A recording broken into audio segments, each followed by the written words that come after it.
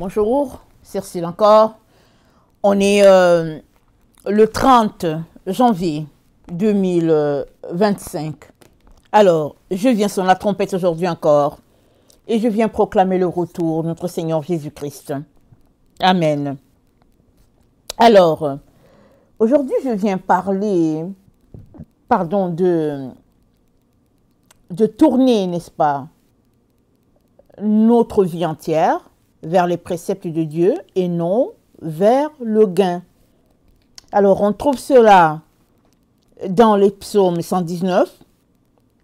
Le verset 36 a dit « Incline mon cœur vers tes préceptes et non vers le gain. Détourne mes yeux de la vue des choses vaines. Fais-moi vivre dans ta voie. » Amen. Alors, marcher avec le Seigneur, n'est-ce pas, implique que on se donne à lui à 100%. L'être humain, n'est-ce pas, a été créé pour marcher en communion avec Dieu, dans une relation d'intimité, seul à seul avec Dieu. Mais il arrive souvent qu'on se retrouve à suivre deux voies. Amen. Avant qu'on se consacre vraiment au Seigneur, l'être humain se retrouve souvent à suivre plusieurs voies à la fois. Et souvent, on veut gagner notre vie. Et puis souvent, on peut expliquer, n'est-ce pas, nos marches par le fait que nous devons manger, nous devons pourvoir nos besoins. Et puis, ben voilà, la liste n'arrête pas, n'est-ce pas? On peut continuer. Mais il est important de savoir que le cœur a été créé pour être en communion avec Dieu et c'est la seule personne qui vaut la peine, n'est-ce pas, d'avoir toute la place. Et les autres choses vont suivre par la suite. Si Dieu est au centre de nos vies, comme cela devrait être, tout le reste devrait suivre. Alors, on a vu dans une vidéo postée hier que tu es ta propre mesure. Amen. Comment te mesures-tu à chaque jour? Et souvent, on peut penser que c'est quelque chose à faire une fois en passant. Et puis, généralement, les êtres humains ont l'habitude de faire ça comme un bilan, soit en fin d'année, le mois de décembre, soit en début d'année, le mois de janvier.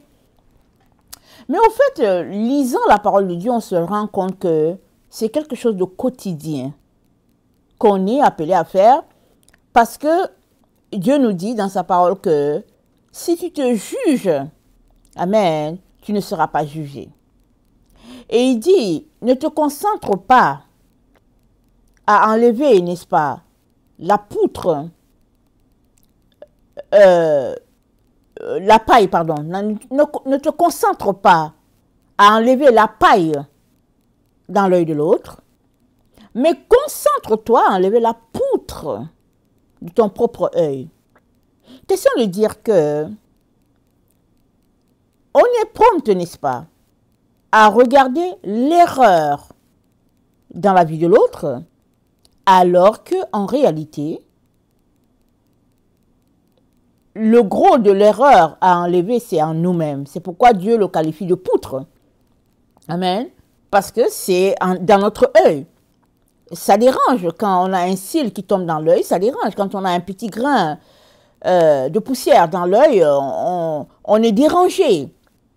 Et Jésus-Christ prend cet exemple-là pour dire, concentre-toi à ôter ce qui te dérange là, concentre-toi à enlever cela, et laisse ce qui concerne l'œil de l'autre.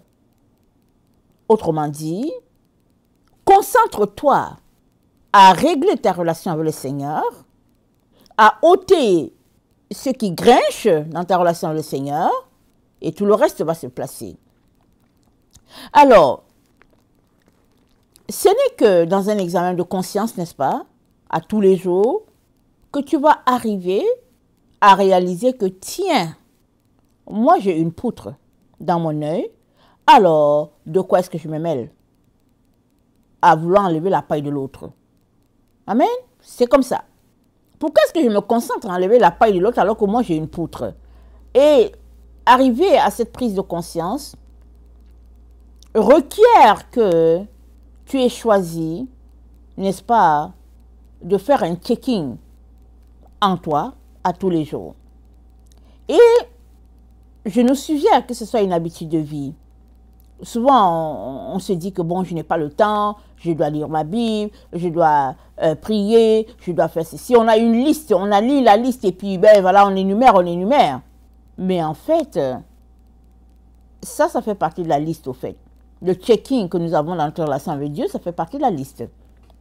Amen. Alors, les gens n'ont pas besoin de savoir, n'est-ce pas, que ta relation avec Dieu, c'est quelque chose qui va juste transparaître. C'est-à-dire que ta relation avec Dieu sera tout simplement visible. L'extérieur révèle ce qu'il y a à l'intérieur. Amen. L'extérieur révèle ce qu'il y a à l'intérieur. Ce que tu as juste besoin de faire, c'est de t'engager seul à seul dans une relation avec Dieu, de checking, pour dire Seigneur, voilà, je m'engage, n'est-ce pas, à m'examiner à tous les jours, viens à mon secours, afin que je ne laisse rien traîner. Amen. Ça, c'est une relation, n'est-ce pas, de prendre ses responsabilités par rapport à notre engagement de suivre Dieu. Amen. Et ça, notre conscience est le témoin le plus fiable. Parce que quand on s'est engagé envers Dieu pour dire, Seigneur, j'aimerais faire un check-in de ma propre personne à tous les jours, la conscience, elle est témoin. De telle sorte que quand il y a quelque chose qui ne va pas, ta conscience va t'avertir. Soit par un rêve, soit par une parole. En tout cas, ta conscience va te faire savoir que, tiens, par rapport à l'engagement que tu as pris envers ton Créateur, voilà, il y a quelque chose qui cloche. Et par la grâce de Dieu, tu vas pouvoir remettre ça en règle, n'est-ce pas? Parce que ta conscience, c'est une lumière. La Bible nous dit, le souffle de l'homme, c'est la lampe de l'Éternel. Donc, le souffle de Dieu que nous avons en nous, c'est au fait la lumière de Dieu. Amen. C'est-à-dire, ça nous éclaire, c'est notre conscience qui est là. Alors, Dieu donc nous encourage à le chercher et à développer notre relation avec lui parce que lui nous a déjà cherché. Il nous a créés, il s'est approché de nous en livrant son fils à la croix et puis il a donné tout ce qu'il avait à donner. Il n'y avait plus rien à retenir, il a tout donné, n'est-ce pas?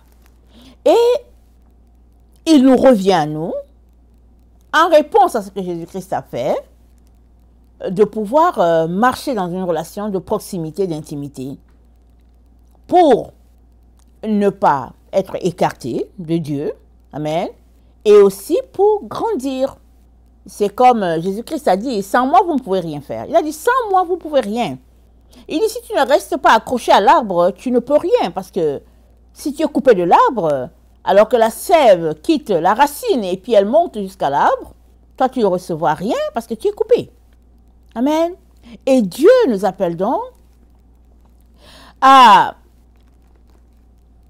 demeurer connectés à l'arbre afin que la sève puisse continuer de couler.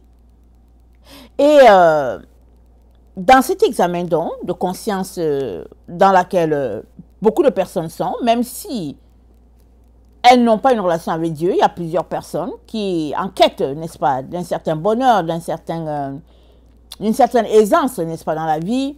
Il y a plusieurs personnes qui ont cet examen-là de conscience, de leur propre conscience envers eux-mêmes. Amen.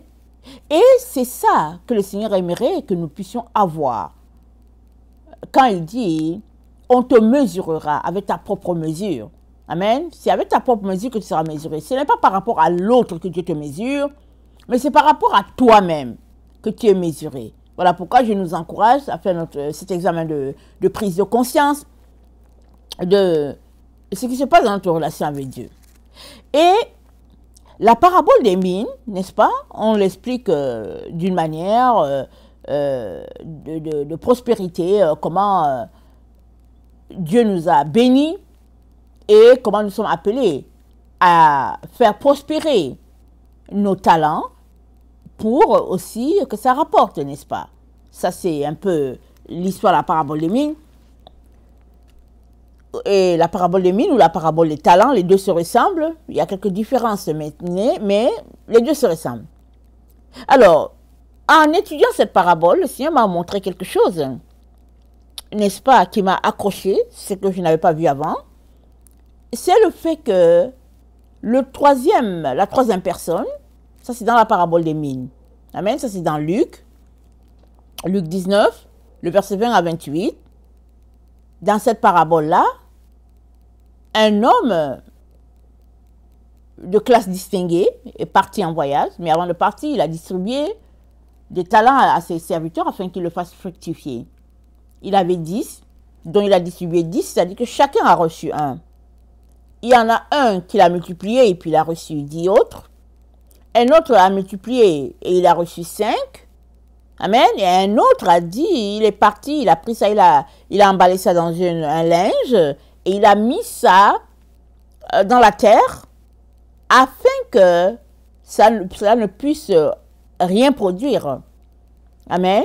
Et quand le maître est venu, il a dit au maître que tu es méchant, tu veux juste prendre ce que tu n'as pas accumulé, et puis bien voilà, pourquoi moi j'ai gardé ça pour te redonner ta chose. Alors quand on lit ce texte, on peut donner raison à cet homme-là. Amen.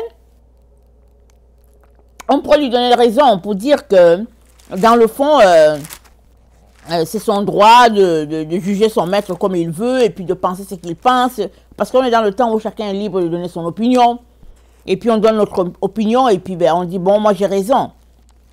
Mais dans Luc 19, le verset 20, c'est dit de lui, de la troisième personne, c'est dit, un autre vint et dit, Seigneur, voici ta mine que j'ai gardée dans un linge, car j'avais peur de toi, parce que tu es un homme sévère, tu prends ce que tu n'as pas déposé, tu moissonnes ce que tu n'as pas semé. Il lui dit, je te juge sur tes paroles. Méchant serviteur, tu savais que je suis un homme sévère, prenant ce que je n'ai pas déposé, moissonnant